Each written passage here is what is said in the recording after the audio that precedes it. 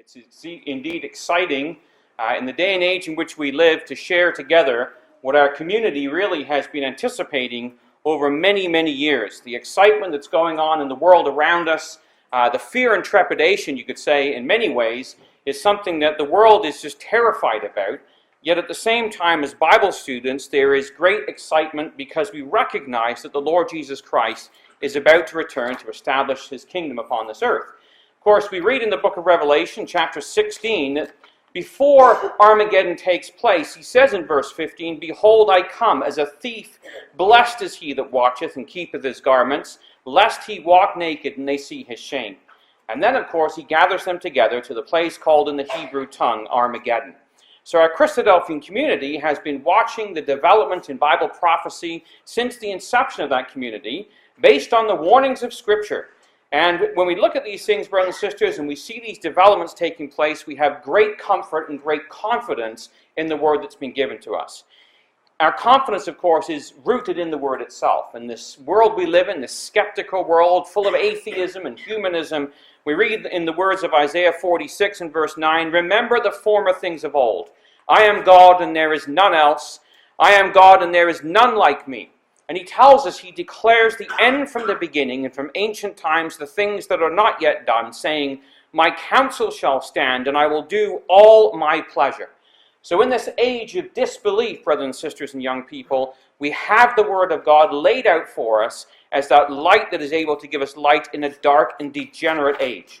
And so it was many years ago that our brother Thomas penned the words in Elpis, Israel, about 170 years ago, where he wrote that the future developments or movements of Russia are notable signs of the times because they are predicted in the scriptures of truth.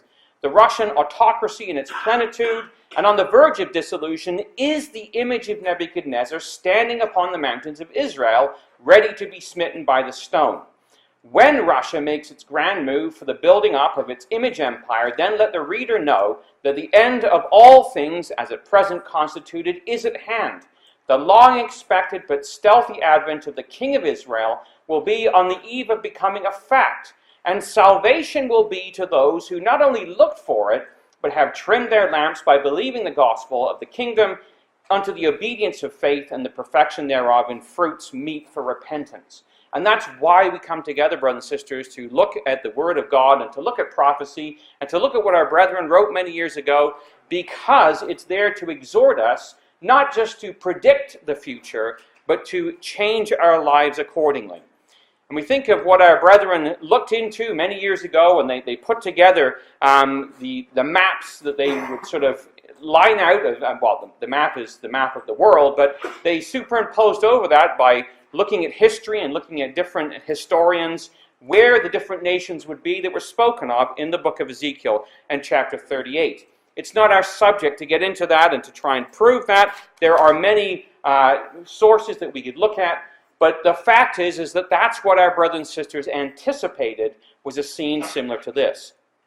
Now, when Brother Thomas wrote back or Elpis, Israel, beginning many years ago, 1848, and the period following it, the scriptures were clear and our brethren were resolved. Yet events didn't always look like they had it right. In fact, when Brother Thomas was writing, Alexander II was Tsar of Russia. And he had sent the Tsar a copy of Elpis, Israel. And of course, Alexander would set out on the great and fated Crimean Crusade. The Crimean War that took place was a disaster for Russia and a disaster for Alexander II. Russia lost and its progress south was checked. However, its aggression never stopped. And our brothers and sisters at the time, rather than being sort of despairing at these things and saying, "Oh, we've got it all wrong," they turned around and they looked to the signs of the times. In fact, it's interesting, in the Ambassador of the Coming Age, in 1869, renamed the Christadelphian, I believe that same year, there was an article that was cited in there that actually came from the Toronto Daily Telegraph about the Crimean War. And the writer says, "The Russians, from the highest noble to the lowest serf, are impressed with the idea that it is their destiny to conquer the world. The Crimean War was generally believed to have been to be imposed on effectual check on Russian aggression. But a very short time sufficed to prove the incorrectness of this hypothesis. Hardly was the ink of the Treaty of Paris dry ere Russia was again in the field. So it's not like just the recent 50, 60 years have seen some ups and downs. This has been going on for many years. But our confidence isn't looking with our eyes at the news headlines today, but at what the Word of God has declared from many years ago. A few years later, of course, Tsar Nicholas II came to power. And by his point in time, Russia had been ruled by czars for almost 600 years. It was an empire and he was an autocrat. But the empire was crumbling around him. And of course, we know the story. 1917, where we had the Russian Revolution, and Vladimir Lenin comes along, and the uprising, of course, would bring about the communist power. And at the time, our community could say, well, had Brother Thomas got it wrong? Here was this great big Russian empire, and they moved to the Crimean, and that was a flop, and now the autocrat is gone. Well, of course, it wasn't long before he was replaced by Stalin. When Lenin died, Stalin, the brutal dictator, came along and took over and renamed it the United Soviet Socialist Republic, or the USSR, and he would rule for some 30 years, right through the period of the Second World War. And during the Second World War, the Allies had no choice but to kind of side with Russia for a period of time. This is the Yalta Conference in 1945 to try and defeat Nazi Germany. So again, the question was raised in the community, did the Christadelphians have it wrong? Was it Germany that was the great sort of king of the north, and Russia actually wasn't, because somehow Russia was allied with the West in trying to get rid of this Nazi power? But of course, the Nazis would be done away with, and it wouldn't be long. As soon as they were out of the way, of course, right after this conference, of course, the whole Cold War would begin, and Churchill would give his famous speech in America about the Iron Curtain. From Stettin in the Baltic to Trieste in the Adriatic, an iron curtain has descended across the continent.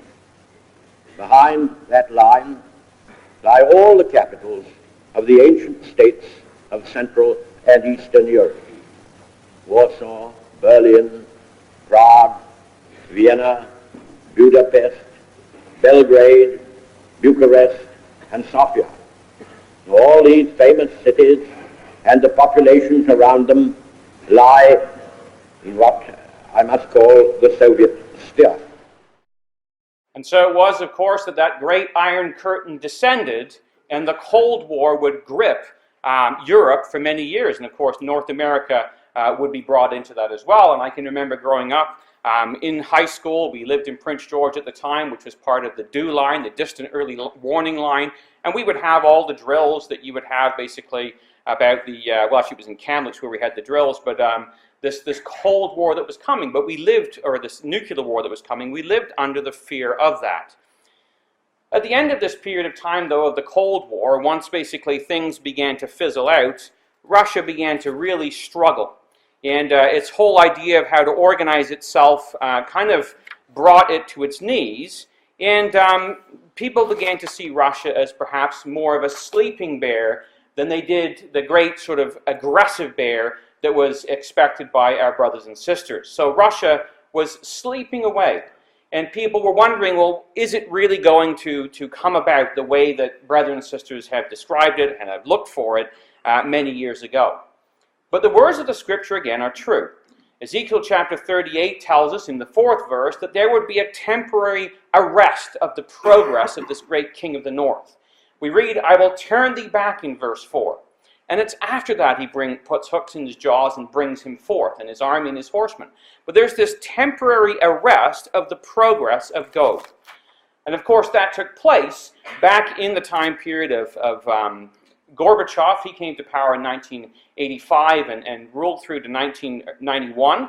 And during his time period, of course, there was the thaw of the Cold War that took place. He met with President Reagan in 1986 and signed that great nuclear arms treaty.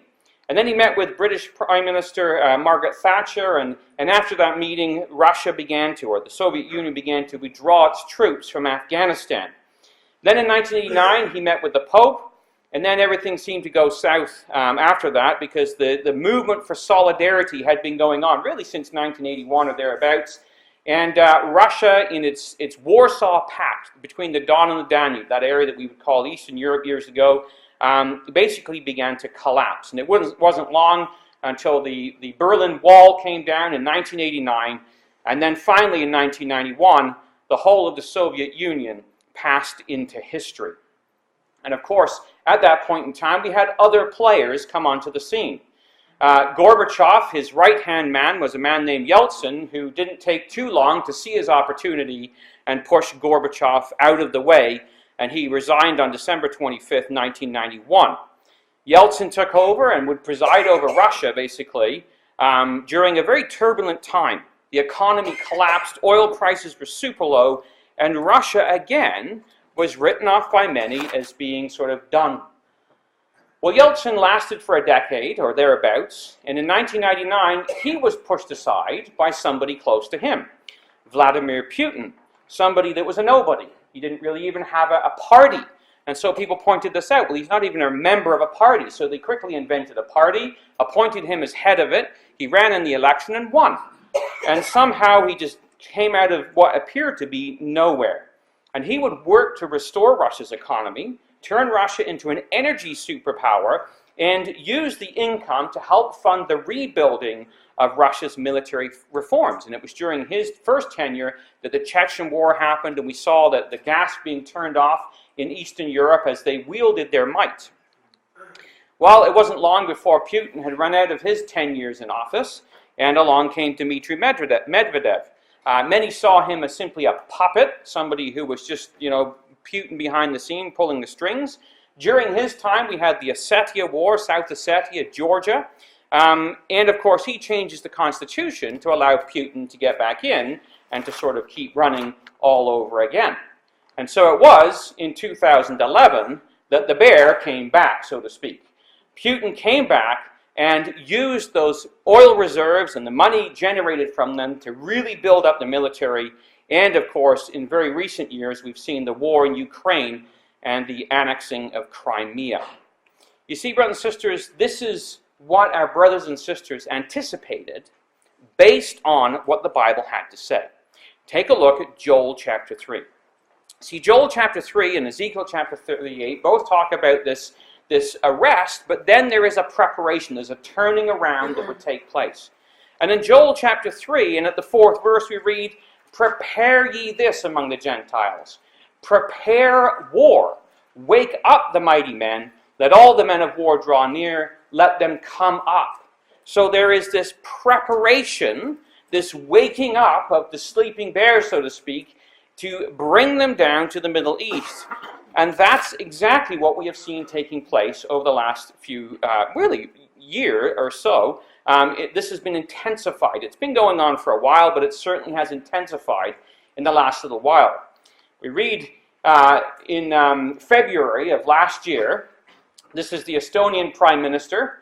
We thought Justin Trudeau was young. This guy looks like he's even younger. But this is what he has to say. The Russia's aggression in Ukraine has fundamentally changed the security situation in the whole of Europe, and NATO has responded with a higher readiness. So he says, look, what Russia's doing in the Ukraine has changed the game in Europe. For what was a fairly sort of sleepy goings-on for years, all of a sudden the Ukrainian war came along and it affected Europe very closely. Anders Rasmussen, he was the former Secretary General of the NATO alliance. In February 5th, 2015, an interview in the Telegraph says, this is not about Ukraine. That war was not about Ukraine, but Putin wants to restore Russia to its former position as a great power. There is a high probability that he will intervene into the Baltics and test NATO's Article 5. So when we think about this idea of wake up the mighty men, you read some of the political cartoons, and this is Russia holding on to the Ukraine, and the comment is, of course I'm hungry. I've been hibernating since 1991. And sometimes it's the cartoons that really kind of like bring it out and make it really clear to us. Another one that I found quite interesting was this one. It's Obama trying to press the reset button. And while he's trying to reset, Putin is, of course, moving himself very quickly into the area of the Ukraine. But that's what we expect, because that's what the scriptures talk about. A resurgent Russia that would be militarized and would partner with other nations in the region. So we have this concept of the preparing of war that Joel talked about. Well, the next verse in Joel chapter 3 and at verse 5, we read, "Beat your plowshares into swords and your pruning hooks into spears. Let the weak say, I'm strong." So we go from a period of relative calm and of relative peace, where we have plowshares and swords. It's all plowshares, sorry, and they're changed into swords. We go from an economy that's not militarized to an economy that is militarized. And this is the same picture that we have, of course, in Ezekiel chapter 38. Following the setback, in verse 4, he says that there's going to be an army and horses and horsemen, and they're going to be clothed with all kinds of armor. And they're a great company with bucklers and shields, all of them handling swords. So what we see in the scriptures is a situation where it's gone from semi-peace to a time period when there's going to be a great preparation for war. And this January, this year, this is a report that came out about what Russia is doing in the area of Europe. Russian President Vladimir Putin appears to be flexing his muscle and his missiles. In a briefing with the Russian news media, Putin's defense minister boldly declares his military will create 3 new divisions on Russia's western flank with Europe and will make 5 nuclear missile regiments ready for combat duty this year. U.S. and NATO officials tell CNN they're monitoring this, assessing the impact on Western security. One NATO official says it's destabilizing, and NATO's prepared to defend itself. We have to remember that Russia still sees NATO and the Western alliance as a major military threat and as a major threat to Russia's long-term existence. The feeling's mutual. The top U.S. Air Force commander in Europe says Putin's big missile defense buildup along his borders with Eastern Europe is, quote, very serious because the buildup is denying NATO access to some parts of European airspace. Putin's sending strong internal signals to his people that he's their protector and to potential enemies in the Kremlin. So just hear those words. Putin's message is that he is their protector. And that's something that we think about when we think of Ezekiel chapter 38. Well, another dimension to this is the many ships, and this comes up in Daniel chapter 11. Daniel 11, Ezekiel 38, Joel 3, and Zechariah are parallels. You can do a harmony of the prophecies, and it's well worth the time to do that. Daniel chapter 11, in verse 40, we read here about the kind of host that's going to come. It's the time of the end. There's the king of the south pushing at him, and we'll talk about that in a moment. Then the king of the north is going to come against him like a whirlwind. How does he come? Well, he comes mechanized with chariots and horsemen and many ships, and he's going to enter into the countries and overflow and pass over. Well, horses and horsemen and chariots today we would see as infantry and tank divisions probably. But this concept of many ships is one that really isn't that far away from us. This was March the 11th of 2014. The Russian Navy to receive 24 subs and 54 warships by 2020. So it's this idea of increasing its submarines and its warships of different classes, building up the arms race that's going on. But of course, ships today isn't just ships of the sea. We have airships as well. And so this was the headline in March 27th, 2015. The Russian Air Force and Navy are to receive 200 new aircraft in 2015. That's more than most world air forces actually own. That's just the new ones they're going to get, outnumber most world air forces altogether. So when you look at that, you say, okay, this is what the scriptures say. It's a time of mechanizing, of arming, of getting back into the game, so to speak. And although Russia may have fallen away from that during that period of Yeltsin, they're coming back with a force. The other interesting thing is this whole issue of the Crimea. What was its significance? Well, on March the 30th, 2015, Russia says the Crimean military buildup has been completed. And the text reads, Russia intends to use its presence there, that is in the Crimea, to spearhead Russian interests in the Mediterranean Sea. The Black Sea Fleet, stationed in Crimea Sevastopol, will be used to extend Russia's presence in long-range sea zones. Well, obviously that was written in March of 2015, and come the fall, we saw that taking place. That's our take on it, brothers and sisters, and some of you may have heard this clip before, but let's listen to what the generals have to say. If I had time, I would have squeezed in Obama's last election chat with Mitt Romney about what is the major threat that America faces. But we'll let the generals tell it to us. The outgoing U.S. Army Chief of Staff calling Russia the most dangerous threat to the United States today. More than ISIS, more than China. I'm concerned. They have shown some significant capability in Ukraine to do operations that are fairly sophisticated.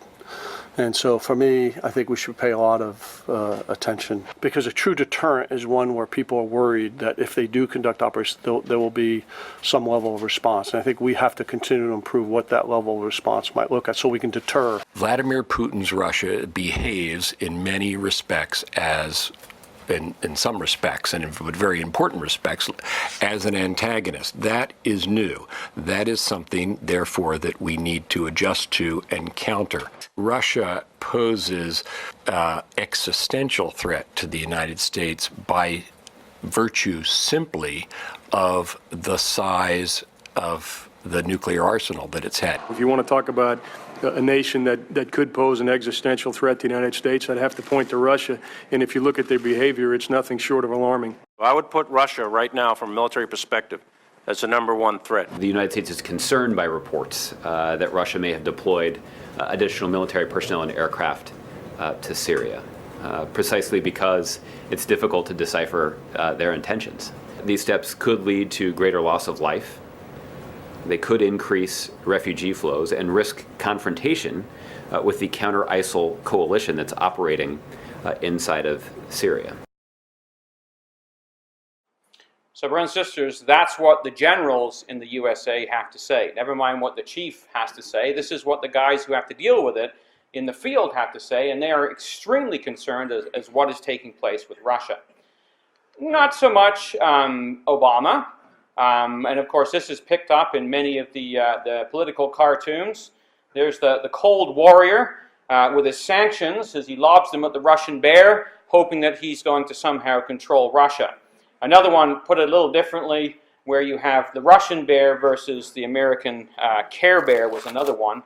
And I thought this was quite interesting, when they talk about, isolating Russia and all this kind of stuff. And this political cartoon says, so what are you going to do? Unfriend me on Facebook? Is that really is that the threat that you're going to come to us? And this is the change, the geopolitical change that we're seeing in the world around us as Russia stands up and as the U.S. just kind of falls away and is not capable of handling it the way they were years ago, or doesn't have the resolve to do so. We also read, though, in the scriptures this concept of Russia being a guard. Not only is it going to be on the aggression, but it's also going to look after those states that are associated with it. This we read in Ezekiel chapter 38 and at verse 4. Be thou prepared, prepare for thyself, so there's a period of preparation, thou and all thy company that are assembled unto thee, and be thou a guard unto them. So Russia not only prepares itself, it helps to prepare the nations that are assembled to it, and it is a guard to them. And that, of course, is exactly what we've been seeing taking place in the Middle East over the last year or so. This is a newspaper heading from March 27th, 2015. And just consider, it's Russia, Iran, and Syria. And you sort of like little alarm bells go off when you hear those three names said together, share the same vision. It's not only about Syria, it's about the future of the world. They want to be a great power that has their own say in the future of the world. That is Russia. They want stability and a political solution. Syria, Iran, and Russia see eye to eye regarding this conflict. So that's the issue that's been taking place. And so when it comes to that, and you see the sort of the mess that's happened in Syria in the last little while, it was very interesting to hear the legal arguments that took place over America's position in the Middle East and what their role was, and Russia's position. And Russia has outdone America hands down. Legally speaking, they are in the situation that is legal from a worldly point of view, whereas the U.S. is not. Breaking news this hour, the Russian Defense Ministry has confirmed that Russian fighter planes have conducted their first airstrikes against ISIL positions in Syria. And it's after the Russian president was given the go-ahead by Russian lawmakers. The only way to combat terrorism in Syria and in neighboring countries is to act preventatively, to destroy the terrorists on the territories that they've already captured. Russia has always supported and still supports the fight against terrorism. But we are sure that this fight should be conducted according to international law. You cannot avoid the impression that the legal basis of the coalition activities in Syria is really flawed. You cannot operate without Security Council mandate. You cannot operate without the consent of the country in question. And we said from the very beginning, when the coalition was announced, that it was a mistake not to go to the Security Council. It was another mistake not to engage the Syrian government. Had they come to the Security Council, I believe we would be able to agree a concept which would be acceptable to all. We stated bluntly that the goal of our operation, in response to the request of President Assad, and on the basis of the decision granted by the Russian parliament to the Russian president in accordance with the Russian constitution, the goal is terrorism. And we are not supporting anyone against their own people. We fight terrorism. We consider terrorists those who have been recognized as such by the United Nations and by the Russian Federation legal system. If it looks like a terrorist, if it acts like a terrorist, if it walks like a terrorist, if it fights like a terrorist, it's a terrorist, right? I would recall that we always were saying that we are going to fight ISIL and other terrorist groups. This is the same position which the Americans are taking. The representatives of the coalition command have always been saying that their targets are ISIL, al-Nusra, and other terrorist groups. This is basically our position as well. We see eye to eye with the coalition on this one. And so Russia moves into the area of Syria very dramatically back in the fall. And not only Russia, but there's other nations involved with them as well, one of which is Iran. And this is Jerusalem Post. This is Israel's energy and water minister, and he has this to say: nobody wants to see Russian forces in the area of the Golan Heights, but we definitely don't want to see the Iranian forces near Israel. I mean, just listen to that, brothers and sisters. Like, I mean, you grow up listening to Bible lectures for years and years and years, and here we're talking about the Israelis saying what we don't want to see is the Iranians and Russia right on our northern border. But that's exactly the situation that is going on. And of course, there are other enemies that are involved. There is the Hezbollah, and as Russia moves in and arms the Syrians, preparing them and protecting them, the Syrians give their used tanks over to Hezbollah, and so they get a whole set of tanks that they can use, 75 tanks, to arm themselves as well. And of course, we know what the Hezbollah did with their missiles that they had just a couple of years ago. And the Western response to all this, brothers and sisters, what does the American eagle have to say about it when the bear is on the prowl?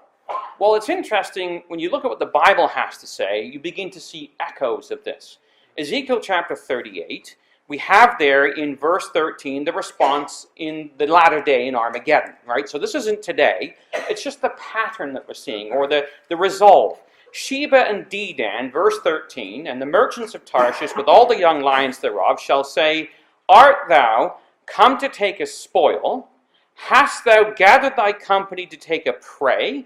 To carry away silver and gold, to take away cattle and goods, to take a great spoil? It's almost as though they are surprised at what is going on. Do you see in this a great armed response? It doesn't seem to be there. They roll right through, as you read in Daniel and we read in Ezekiel, and they pass over and they go down into Egypt. And so that's what the Bible paints. Now just listen to this, because these are a couple of analysts talking about America's response to this and what has taken place. There are concerns, John, that if Russian jets get involved in the skies above Syria, there are already French jets, there are warplanes from Australia, there are also undisclosed warplanes from Israel. People are saying that this has all the makings for some sort of major international clash. Yeah, but that's why Benjamin Netanyahu went to Moscow and met Putin, and that's why Obama and Putin had their meeting at the United Nations. The fact is that, I repeat, Russia has parked its tanks on the lawn, and the other states have reacted passively. They have said, okay, there's nothing we can do about this, let's at least coordinate. And Russia, of course, has been asking for coordination for 3 or 4 years. So Russia has parked its tanks on the lawn. Now, this next interview, I'll get a smile out of. I love the guy's accent, but it really states it the way it is. Here, Russia, they struggled a little bit to take the Ukraine, didn't they? There was some conversation about it and all. You knew what they were going to do. They did it. We got a weak president, Now, they just kind of waltz over into the Mideast. They were kicked out of the Mideast in '73, and now they're back. They're back, and that is no kidding back. And you watch them, they'll move quickly into there. And they got a new sheriff in town with the Russians coming in the Mideast. So that's the world talking. That's not Bible prophecy students. That's the world talking and saying this is the reality on the ground now. And so this was a cartoon, a Russian cartoon, depicting the Russian bear on patrol, and there you've got ISIS and the Hezbollah, or the Free Syrian Army, and the CIA all cowering as Russia is on the prowl in the Middle East. Well, consider, brothers and sisters, as well, that what the Bible has to say is that there's going to be others alongside Russia. They're not there by themselves. There's other aggressors on the prowl with them. And so when we look at the book of Revelation, when we look at Ezekiel, it's the gathering of all nations down to this place.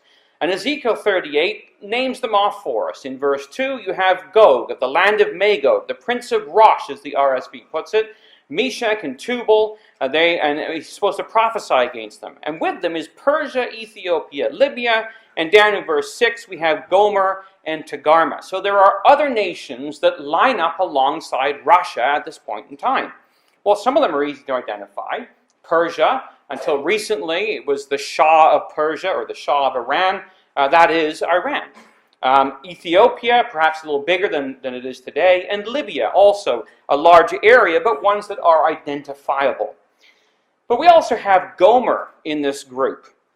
And it's interesting, a man named Edward Wells wrote a history book, 1708 to 1711, and he says, out of Germany, the descendants of Gomer spread themselves into Gaul or France.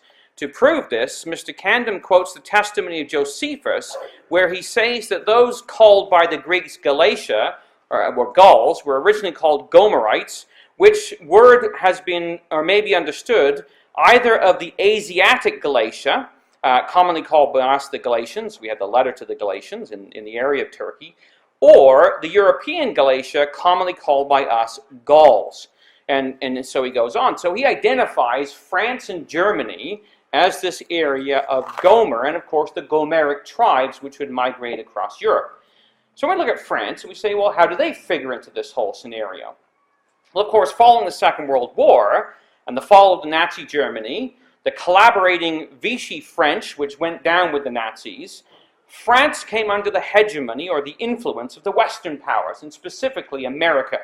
And they've been a member of NATO since its inception.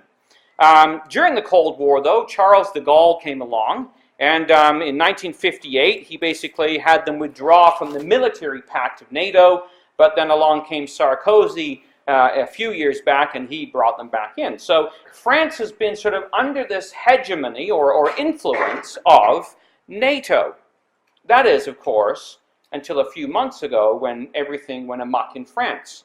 And before it went amok, it was interesting that Obama gave a little interview. But ISIS is gaining strength, aren't they? Well, I don't think they're gaining strength. What is true is that from the start, our goal has been first to contain, and we have contained them. They have not gained ground in Iraq, and in Syria, they'll come in, they'll leave, But you don't see this systematic march by ISIL across the terrain.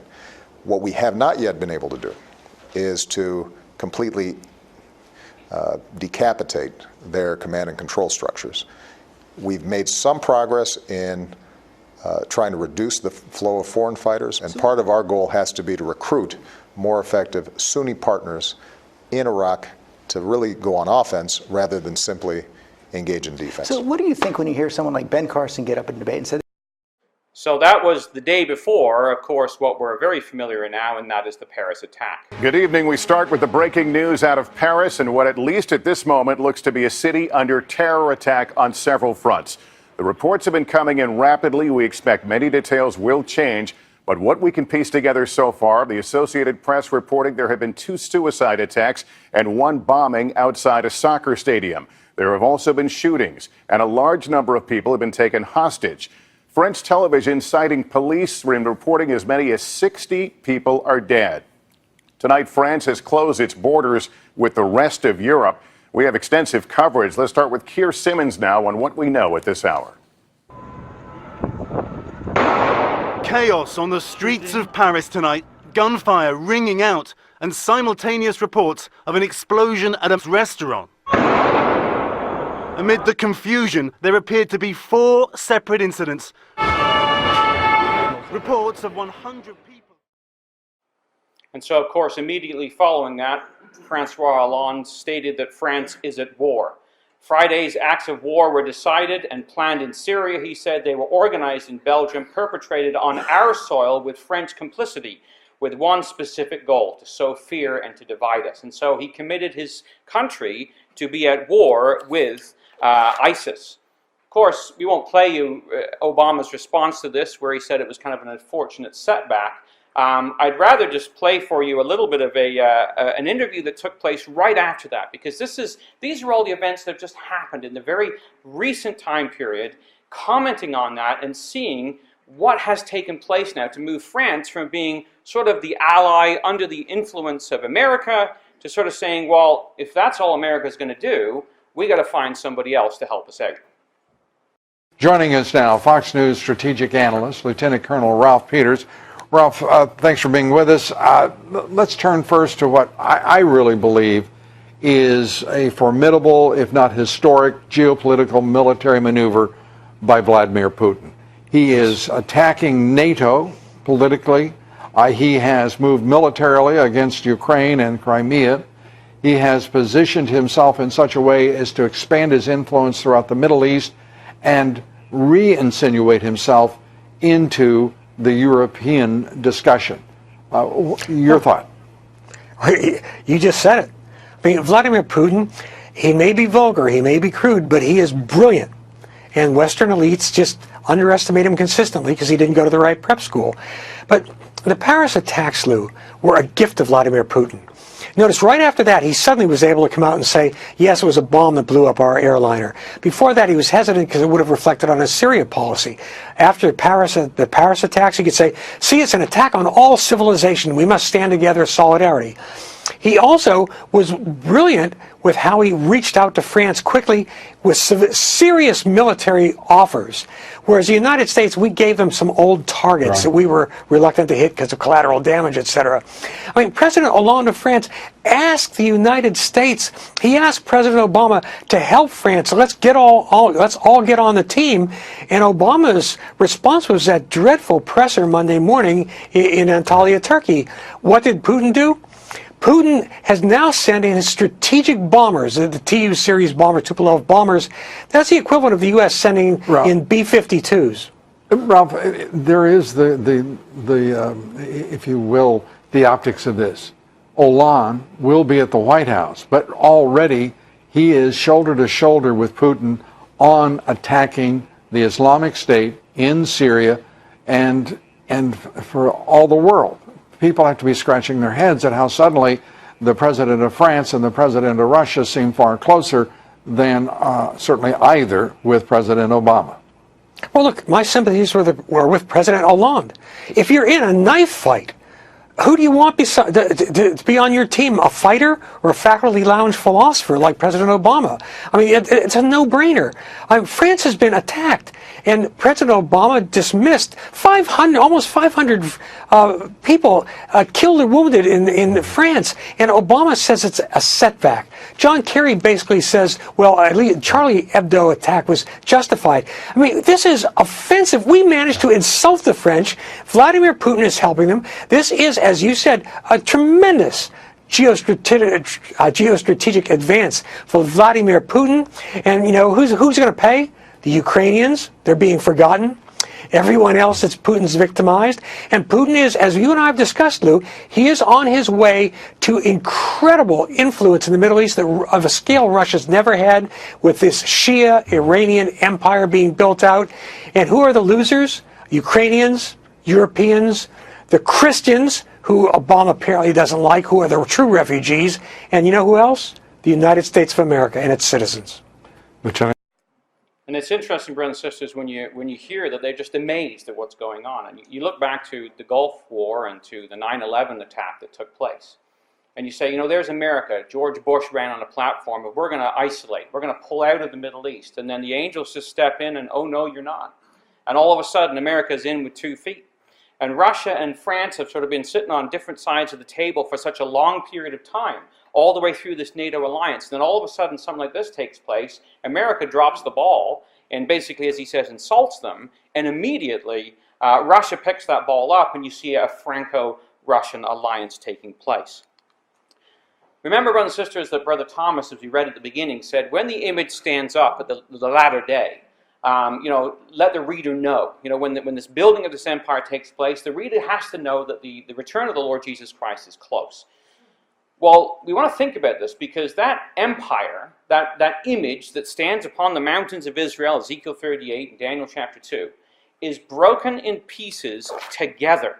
These are the words of Daniel chapter 2 and verse 35. Then was the iron, which is the Roman element, the clay, which is, of course, that European Russian element, the brass, Greece, the silver, the Medes and the Persians, which is Iran, and the gold, which is Assyria or Iraq in its historical terms, were broken in pieces together and become like the chaff at the summer threshing floors. So when this whole thing goes down, all those nations that we've known throughout antiquity and history who have played their role are going to be united together in this great image standing upon its feet. And that is exactly what we see taking place when we look to the Middle East today. America is pulled out of Iraq. Iraq now has switched sides, like France, and is joining with Russia. But at the end of the day, what the Americans now are most worried about is that the Iraqis, you know, having been a long-term ally for the United States, the Iraqi army has been trained by the US and equipped by the US, is now directly fed up with the Americans and now directly coordinating with the Russians. So there you have it. Fed up with America, coordinating with Russia, switching sides.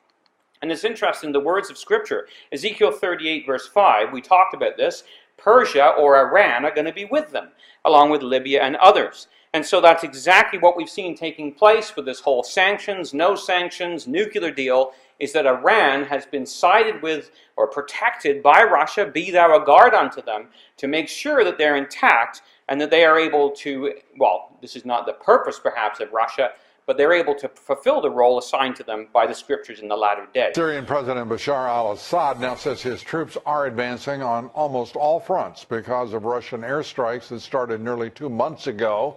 President Putin today is shoring up support for Assad in Iran. He met with the supreme leader, Ayatollah Khamenei, for more than an hour and a half. The Kremlin says both countries agreeing to oppose any, quote, external attempts at regime change in Syria. Wow. Let's turn very quickly to Putin in Tehran. Basically, it was a cooperation agreement between the government of Iran and Russia, excluding the United States and shoring up Bashar al-Assad. End of story, Mr. Obama. End of story, Mr. Obama. Leading from behind, we've now been left behind in events in the Middle East. So Putin is now calling the shots. He's got an alliance with Russia, Iran, Iraq, and Assad. France is going to end up joining this alliance too. Now, France had said Assad's got to go. They're not saying that anymore. They want Russian help in destroying ISIS. But here's the problem. It was the president who said, we have contained ISIS, right? And then within a few hours, ISIS attacks in Paris. Secretary Kerry said, we've got Al-Qaeda on the ropes. Al-Qaeda attacks in Mali. You could go on and on and on.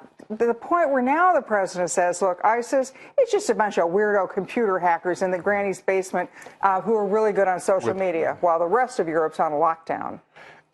What do you expect from that meeting? Obama can't presume to replace Russia in that alliance. He's foreclosed by Iran. He is inartful, and his dodging is catching up with him. Well, and where is Hollande going after he meets with Obama? He's going to Moscow. He's meeting with Putin. He knows Putin is the guy who's making things happen in the Middle East. And so we see Iran and Russia, both of them cozying up to Iran and France, both of them cozying up to Russia, and America just being unable to act. And so we see in some of the cartoons, beware of my sanctions is the great call. And of course, Russia just does not seem to be overly fussed by that. But that brings us to the next element, and that, of course, is Turkey to the north. This was a cartoon that showed the Turks that were going to take on the Russians, and it kind of about says it all. I mean, Turkey has got one of the biggest armies in the Middle East, but nonetheless, you put it against Russia, and the reality is it's not much of a match. Russia has, of course, had a desire for Constantinople for many, many years. They were, in effect, booted out of there years ago in 1453, when St. Sophia's, the church that you see there, which was sort of the Vatican of the Eastern Orthodox Church, was overrun by the Muslims. Muhammad II ran them out of town, and basically they established themselves there. And Russia has always kept this as a thought of going back there and repossessing that. And in fact, it was Brother John Ramsden who pointed out that on the crosses in the Kremlin, these are the Greek Orthodox cross, and you'll see there that Christianity one day is going to be victorious over that crescent moon which represents Islam. That's their plan. So this whole idea of, Russia working with the Arabs and Islam and whatever else, look out. I mean, it's really just a convenient thing that they're using for the time being. Daniel's pretty clear how this is going to go down. Daniel chapter 11, verse 40, we read there, at the time of the end, so the king of the south pusheth him, which of course is Turkey. And Brother Thomas interpreted that as being the British being involved in going into the land of Israel, or Palestine as it was, and being involved with pushing the Turks out of the land, and wrote copious quantities on this. So the him there was Turkey. And then it says, the king of the north shall come against him, which is still Turkey, like a whirlwind with chariots and with horsemen and with many ships, and he's going to enter into the countries and overflow and pass over. How do you know it's Turkey? Because it says in the next verse, he's going to enter in and overflow and pass into the glorious land. The glorious land is the land of Israel. So if he's overflowing and passing into the land of Israel, then he can't be attacking the land of Israel. So it's a force further to the north, and that, of course, is this power that has been in the Middle East. So it's really interesting when we see then the hostilities boiling up in the Middle East, especially when it comes to the Turks. It was a bromance destined never to last. The Tsar and the Sultan, two leaders accused of being autocrats with strong nationalist tendencies, both unwilling to back down or lose face. Russia and Turkey had long been at loggerheads over Syria, but this was the moment now defining that relationship.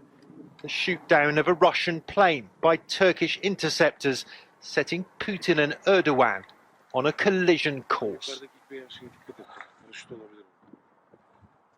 A furious Russian president called it a stab in the back, delivered by the accomplices of terrorists. He demanded an immediate apology, which never came.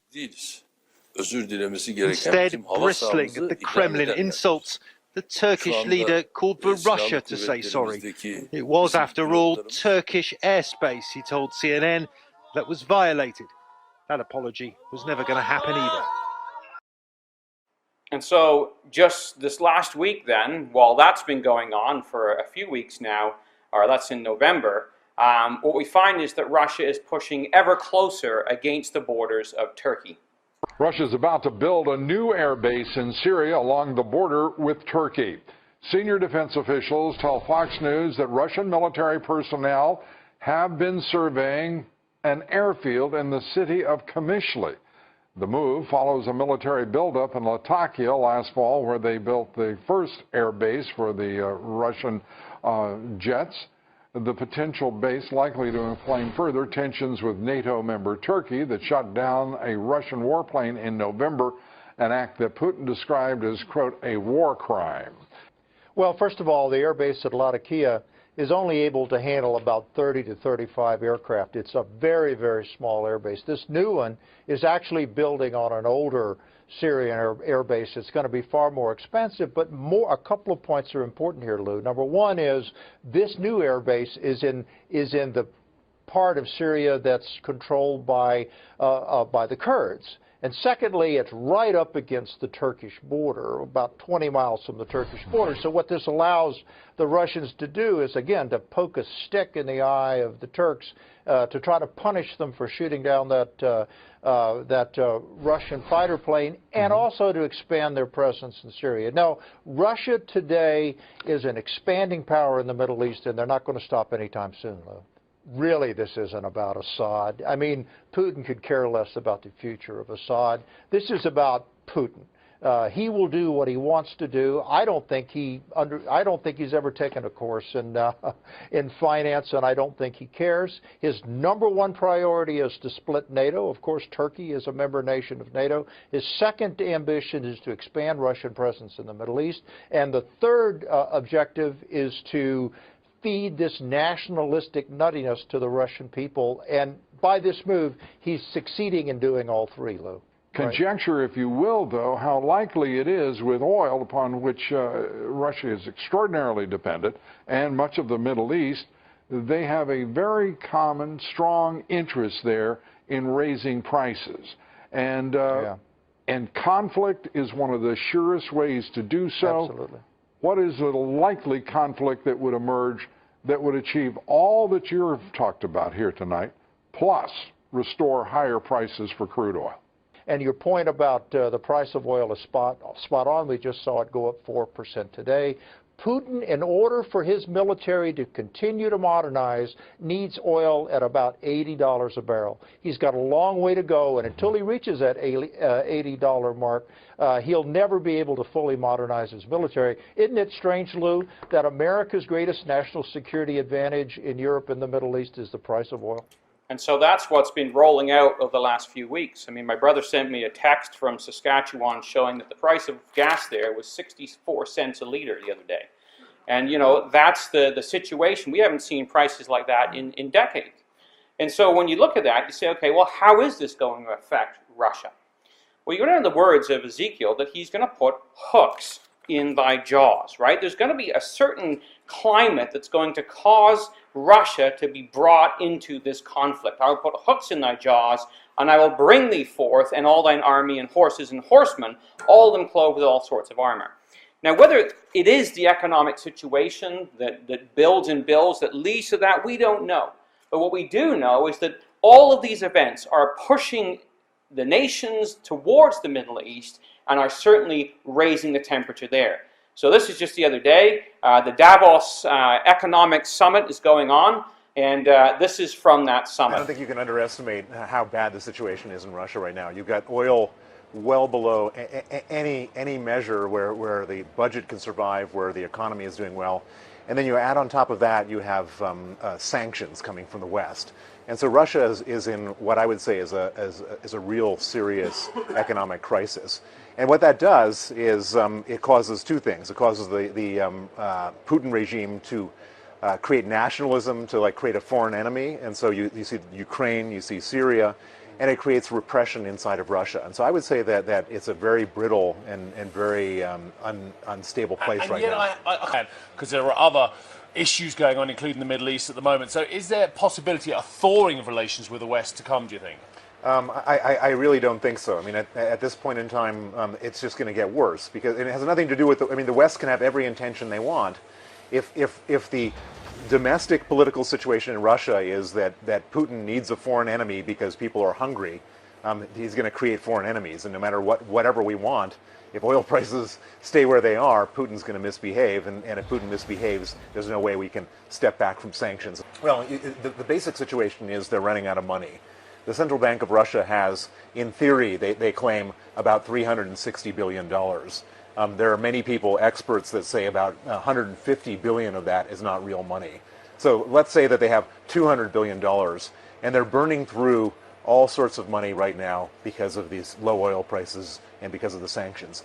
They just don't have the money to support the ruble, and so Russians are just suffering. They have 150 million people, they have a huge military, they have huge social expenditures, and the money they just don't have enough money to go around. And so at some point something's got to give. They're still eating into their what they call rainy day fund. So they have a bit of money that they're burning through quickly to try to ease the pressure on the people. But eventually they're going to run out of that money, and when they do, that's when the real trouble begins. And so, brothers and sisters and young people, you know, that's sort of the temperature of things right now with the world and with where Bible prophecy is at. And it really must be impressed upon us how close we are. These are things that have been looked at in our community for 170 years. They've been anticipated, they've been written about, and I don't know about you, but I remember when I was a young man in classes when I was in my teens and with our brother Paul, and we would go through these things in Daniel. These were all in the future. These were all things that one day this is going to happen. One day Russia's going to come back, and one day this is going to take place. And now we're seeing it taking place right in front of us. And so, as Brother Thomas said, look, when Russia makes its move for building up its image empire, let the reader know that the end of all things present constituted is at hand, that the Lord is at the door. And I'm just going to take a minute. This is 1 minute clip. If you think, well, that's all over in the Middle East. It's all over in Europe. It's way, way away from us in Canada, and we don't have to worry about this. Guess again, young people. This is on our doorstep. On state-controlled television, Russia projecting its power into the Arctic. In recent months, the Kremlin has staged some of its biggest ever military exercises in the region, deploying a newly created Arctic brigade, raising concerns this could be the next frigid flashpoint in its standoff with the West. Security and resources, along with the other northern countries with Arctic territories, including the United States, Russia is acutely aware of the vast potential beneath the melting ice. Up to a quarter of the world's undiscovered oil and gas, but also the lucrative new trade routes opening up as the polar ice cap recedes. But protection of its Arctic interests is emerging as a major Kremlin theme, and one which could easily draw Russia and its Arctic neighbours into conflict. Well, guess who those Arctic neighbours are? That's Canada, and that's the United States. So young people, we need to take a look at our lives and recognize that the comfortable life that we have in North America is just a hair's breadth away from a situation that could develop, that could be, as our brother Graham Pierce wrote many years ago, another time of testing for us. So the time is now for us to awake out of sleep. The time of our salvation is nearer than we believed. The night is far spent, the day is at hand. So the exhortation is, let us therefore cast off the works of darkness and put on the armor of light.